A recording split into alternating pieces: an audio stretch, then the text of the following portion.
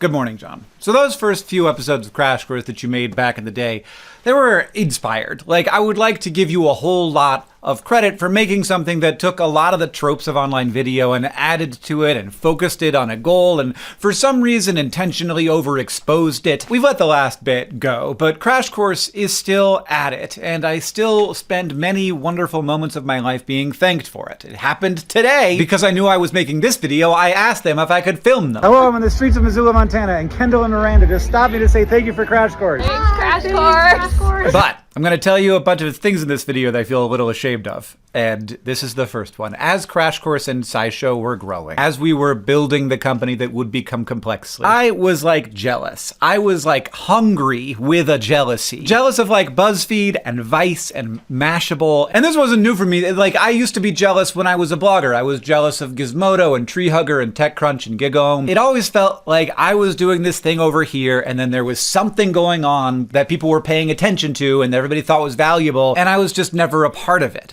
The way that many YouTubers wish that they were taken seriously by the entertainment industry, I've always kind of wished that my work was taken more seriously by the digital content industry. Now, of course, these days, when I ask myself why my work wasn't being featured in those articles or in those news stories, the answer is actually pretty simple, and it has basically nothing to do with the impact of the work, though I'm not saying that those companies weren't bigger, of course they were. But the big reason no one was paying attention to what Hank and John were doing is that those companies were taking investment, and those investors and the companies themselves were telling stories about what the future would bring, and there were big, clear dollar amount numbers to back those stories up. And that's helpful for people who are writing stories that they want other people to click on. John, I'm really bearing my soul here today. I am pretty sure that if I had been living in LA or San Francisco or New York, I would have found myself down that rabbit hole. I would have understood all of these mechanisms better, and I would have just done all of that stuff. I certainly feel all of these feelings more intensely when I am in those places, even now. But for a lot of reasons, I never wanted to leave Montana. And so, John, you and I just built a company, brick by brick, nice and slow. But all of that brings me to the point. At the beginning of this year, I left Crash Course, and I did it in a pretty weird way. You and I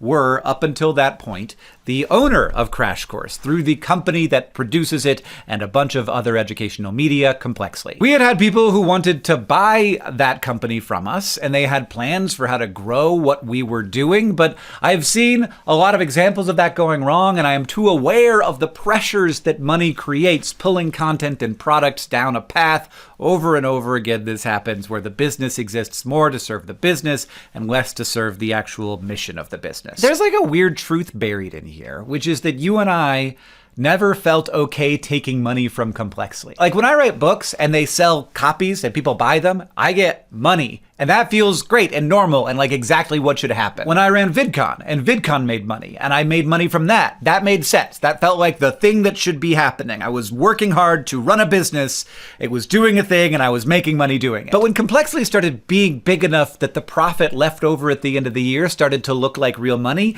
it immediately felt like we could not take any of it. I've spent a lot of time thinking about what the difference was there, and I think it is simply that Complexly was something not that you and I created, John, but that this community created. We've been at this a long time. When we started those things, they could not have succeeded without the initial fuel from this place. And that interest and that support was there the whole time. It really felt like a project of Nerdfighteria. We never really even articulated that to each other because I don't think that we actually understood it.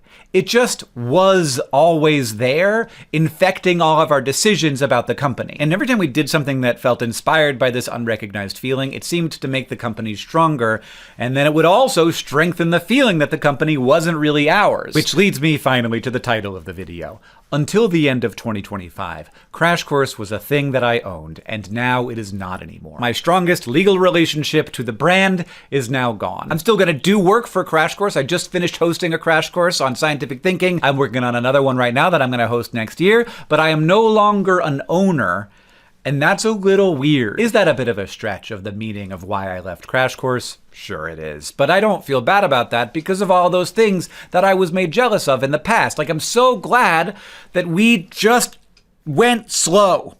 That we just did it slow. We weren't even aware of all of the ways that it could go. I do remember getting an email from someone who I respect a lot, basically was like, here's how you become very wealthy. And I was like, no, I do remember doing that. And I'm really glad I said no. I'm really glad that we did not grow beyond our means, that we didn't let the ever-present gravity of dollars pull us toward a different future than the one we have found ourselves in. So I kind of left Crash Course by giving it away, but now I feel, weirdly enough, more connected to it than ever. And I'm really happy that you clicked on this video because of something that everyone watching this right now is about to do. You are all about to ask yourselves whether you can afford to buy a Crash Course coin. And this is by far the most important source of funding for Crash Course. Now, in our 6th year, the coin can actually be made a part of a tax-deductible donation. And when you buy one, you don't have to pay sales tax, which just makes so much sense. The campaign is already in its 5th day and only goes for another week or so. This is a blip. It is a moment, but it's the whole reason Crash Course and Complexly can exist. So you've probably already done it. You've probably already given it some thought.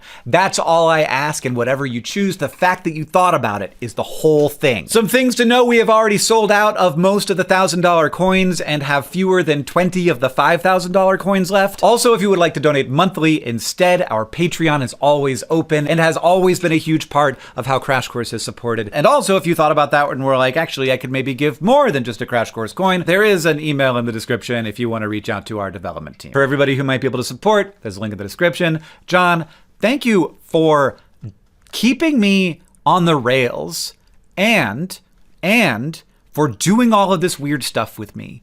And also for having the best idea we've ever had. I'll see you on Tuesday.